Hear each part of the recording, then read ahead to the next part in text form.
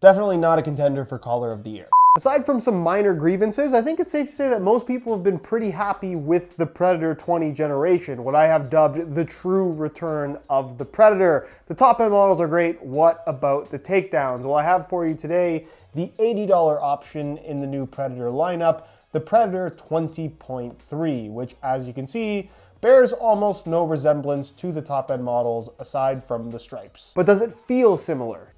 No, it doesn't. With that said, I think this is an above average Adidas takedown model, which is something that I very rarely get to say on this channel. So with that in mind, we're gonna go over all the details of this boot in today's video, including how they fit and feel on feet. So if you wanna learn everything there is to know, please stick around, watch the entire review. And if you're interested in a pair of these for yourself, they're available now. I'll leave the pop-up on screen, or you can click the first link down below. That's gonna take you to the review page on my website, where you'll find buy it now links with exclusive SR4U coupon codes to pick these up below their normal $80 retail price. Because it's a takedown model, it just comes in a regular box with no extras. Mine happens to have a hole in it. Thanks, UPS. Now, as I'm sure you've already noticed, unlike the top-end Predator models, these are not covered in spikes. That's because instead of demon skin, you're going to find demon scales on the upper of the 20.3, which are all of these diamond-shaped pieces that are inserted in all the areas where the demon skin rubber elements would normally be positioned. Basically, all this are kind of textured pieces that do add some extra grip on the ball, although it's nowhere near as much grip as what you'd find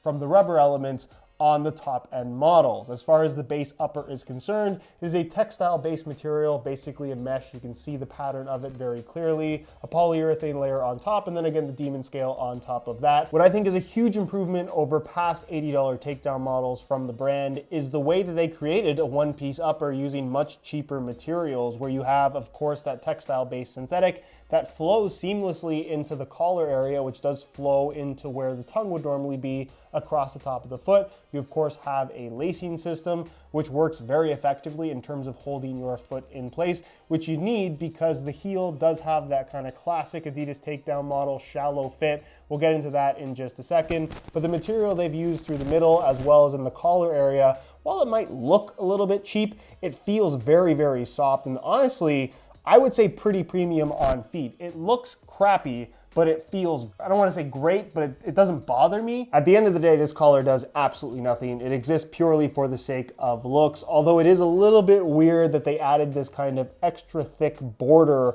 around the edge of it, which feels really nice. It's super soft, but it's weird. And for those curious, here it is next to the $275 Predator 20 Plus. As you can see, the collar is almost as high. Moving to the rear, you'll find an internal heel counter rather than an external one like you'd find on the top end models. That's because this does not use the same sole plate, or the split sole, I should say, that the high end versions have. We'll get into that in just a second. And then internally, it features a nice synthetic suede liner, honestly not too far off the top end model. And then the insole is actually kind of removable on this. It's a little bit glued in at the front, but if I pull, it will come out. You can see the glue right there. It's basically just a flat piece of foam. Very, very cheap, but it is in fact there. And then moving to the base, like I just mentioned, you are not going to find the split sole control frame. Instead, a solid piece of plastic for the sole plate with red at the front and black at the heel to kind of give it that split sole look. It has more of a stiff feel in comparison to the higher end models and is pretty much on par with other takedowns at this price point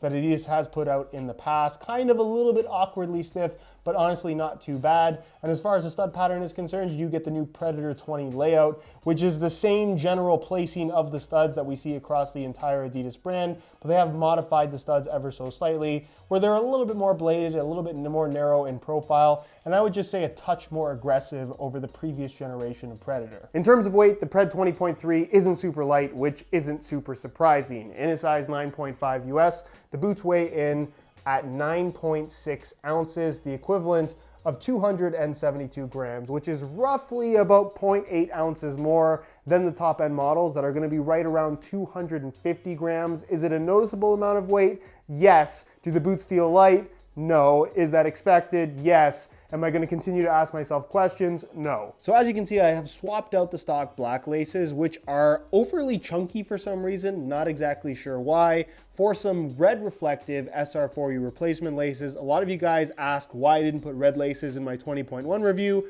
Well, now you can see what it looks like with the red accents on the upper. Looks quite good, and it makes your boots different from everyone else with the same colorway. So if you're looking to customize your boots in a very inexpensive way, the website to go to is www.sr4ulaces.com. There'll be a little pop-up on screen as well as a link down below in the description. So if you're interested in some, be sure to go ahead and check that out. On feet, the Predator 20.3 feels pretty comfortable. The upper is flexible, it's relatively soft, it moves nicely with your foot. The sole plate doesn't feel as awkwardly stiff once the boots are actually on. The collar is a soft material. It doesn't feel restrictive in any way, despite not looking all that great. Although, like I said, I think it looks a lot better once you actually have the boots on. The only gripe I have is the heel area, which does have that kind of signature shallower fit that a lot of Adidas Takedown models seem to have for some reason. These ones are no different, but I don't feel like my heel is sliding in any way. It just has this kind of weird cut at the very back that, again, only Adidas Takedown models have. So if you've worn Takedown models from the brand in the past and didn't have an issue with that, you're not gonna have an issue with these either. Not uncomfortable, just kind of weird in my opinion. As far as width is concerned, the overall shape of this boot is pretty different from the high-end models. I would just say it's kind of more straight all the way through in terms of its width. It's not as tapered through the midfoot, which again is not necessarily a bad thing. Very comfortable, kind of a decent width all the way through, suitable to fit just about anybody, even if you did have slightly wider feet. And as far as sizing is concerned, I'm wearing these in my usual size 9.5 US, and the fit and the length is perfect. So if you're looking to order some for yourself, I would strongly recommend going true to size in order to achieve the best possible fit. So in conclusion, what we have here is an okay football boot, which is kind of the case with a lot of football boots at the $80 price point. You obviously don't need super expensive boots to play well. That is not what I'm saying whatsoever. But as far as $80 options go,